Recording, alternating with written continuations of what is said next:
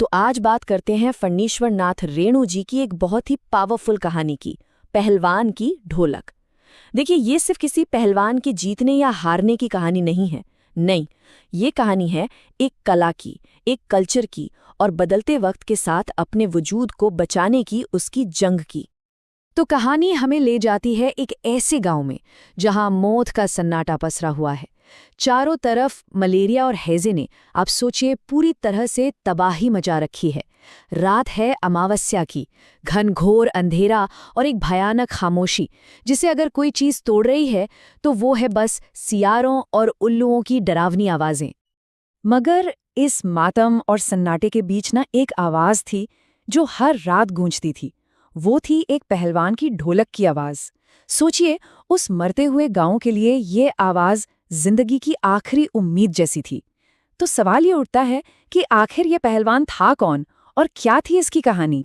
चलिए, इस ढोलक के पीछे की कहानी जानने के लिए थोड़ा सा टाइम में पीछे चलते हैं। ये कहानी है लुट्टन पहलवान की, और ये कहानी बताती है कि कैसे एक अनाथ लड़का अपने गांव का सबसे बड़ा चैंपियन बन गया। तो लुट्टन का बचपन आसान नहीं था, बिल्कुल भी नहीं। जब वो सिर्फ 9 साल का था, उसके माँ बाप चल बसे। उसकी विधवा सास ने ही उसे पाला पोसा, लेकिन गांव वाले थे कि उन्हें चैन से जीने ही नहीं देते थे, बहुत तंग करते थे। और बस इसी बेइज्जती का बदला लेने के लिए लुट्टन ने ठान लिया कि वो पहलवान बनेगा। और फिर वो दिन आया, श्यामनगर के मेले में लुट्टन ने कुछ ऐसा कर दिया जिसकी किसी ने कल्पना भी नहीं की थी। उसने उस जमाने के सबसे बड़े, सबसे नामी पहलवान, जिसे कोई हरा नहीं पाया था, चांद सिंह, जिसे सब शेर का बच्चा बुलाते थे, उसे सीधे सीधे कुश्ती के लिए चैलेंज कर दिया। अब जाहिर है, राजा और बाकी सब लोग उसे रोकने लगे। भाई, ये तो जान देने वाली बात थी, सबको ये बेवकूफ़ी लग रही थी। लेकिन लुट्टन की जिद के आगे किसी की एक न चली। उसने साफ साफ कह दिया, इजाजत नहीं मेरी तो पत्थर पर अपना सिर पटक कर मर जाऊंगा। अब ऐसी जिद के आगे राजा को भी हार माननी ही पड़ी। यहाँ एक बहुत ही इंटरेस्टिंग बात सामने आती है। जानते हैं, लुट्टन का कोई गुरु नहीं था, मतलब कोई इंसान गुरु नहीं था।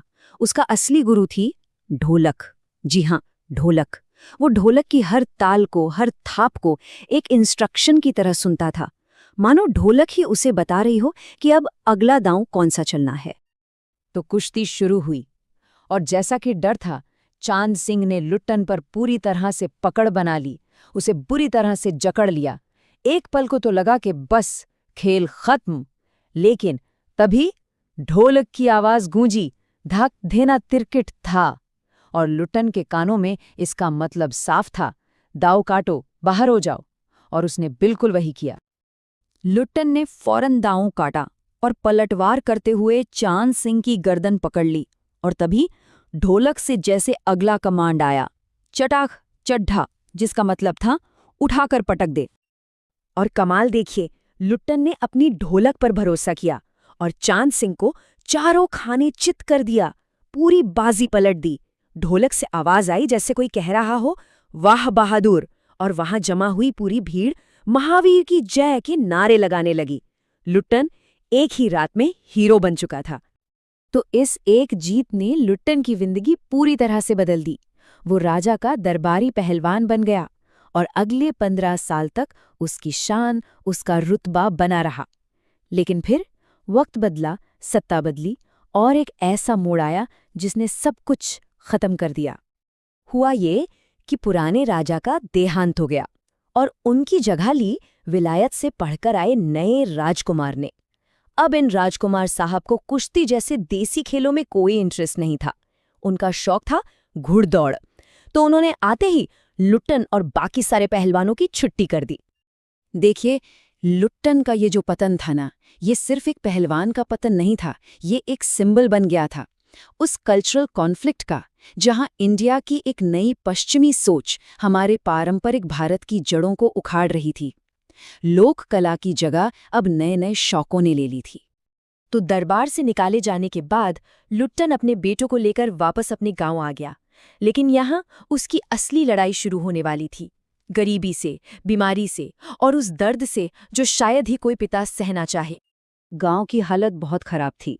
पहले सूखा पड़ा और फिर मलेरिया और हैजे की महामारी ने एक भयानक रूप ले लिया।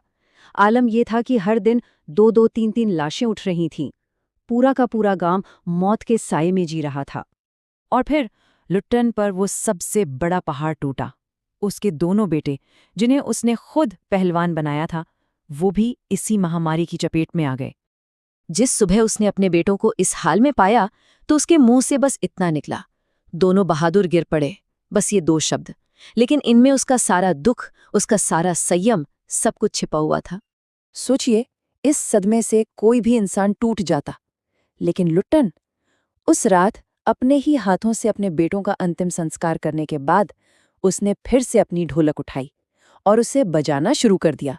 मतलब उसने अपने सबसे बड़े दुख को भी गांव की हिम्मत बनाए रखने का एक जरिया बना लिया। और अब हम कहानी के बिल्कुल आखिरी पड़ाव पर आ पहुंचे हैं। वो पड़ाव जहां लुट्टन की ढोलक की आखिरी गूंज सुनाई देती है और पीछे रह जाती है तो बस उसकी कभी न हालने वाली आत्मा की विरासत। बेटों की मौत के 4-5 दिन गुजर चुके थे और फिर एक रात ढोलक की वो आवाज नहीं आई। जब सुबह उसके शिष्यों ने जाकर देखा तो पहलवान की लाश पड़ी थी। उस दिन उस गांव की वो आखिरी धड़कन भी हमेशा के लिए खामोश हो गई। लेकिन मरते मरते भी लुट्टन एक पहलवान ही रहा। उसने अपने शिष्यों को अपनी आखिरी इच्छा बताई थी। कहा था कि उसे चिता पर पेट के बल लिटाना। क्यों? क्योंकि वो अपनी पूरी जिंदगी में कभी किसी से चित नहीं हुआ था, कभी हारा नहीं था। और हाँ, उसने ये भी कहा था कि जब चिता को आग लगाना तो ढोल जरूर बजाना।